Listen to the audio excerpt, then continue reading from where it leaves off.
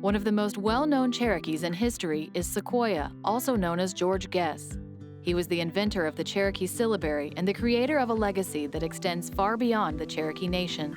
What's remarkable is that he single-handedly developed that written language, and he would have been the first person in 5,000 years of recorded history to have achieved that type of feat. Alex Posey, a Creek poet, referred to him as the Cadmus of his race. Cadmus brought the Greek alphabet to the ancient Greeks, and Sequoyah brought the syllabary to the Cherokee people.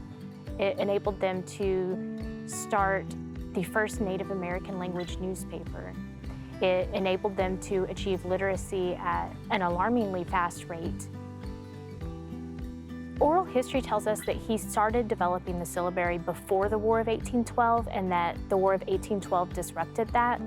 And it was after he came home from the war he was able to pick it back up. In 1821 is when he formally introduced the syllabary to the Cherokee people.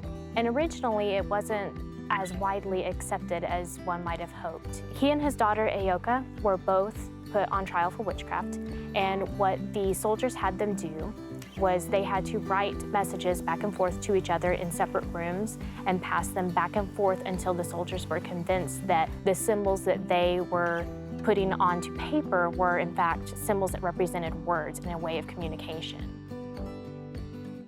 Sequoyah was one of the old settler Cherokees who moved to the area of present-day eastern Oklahoma and western Arkansas before the Trail of Tears. By 1829, he was established on this land near Sallisaw, where he built a log cabin with his bare hands for himself and his family. He would have had a small farm here, grown his own food. He had a salt operation that was a common way to earn income for Cherokees in the area. He was not only a scholar, but he was a diplomat.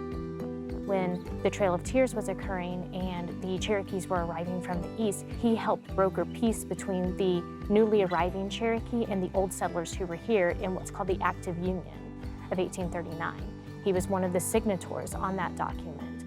Sequoyah lived in the cabin for 11 or 12 years before undertaking a voyage to Mexico. He was searching for other Cherokees who had moved south. Sequoyah died there around 1843.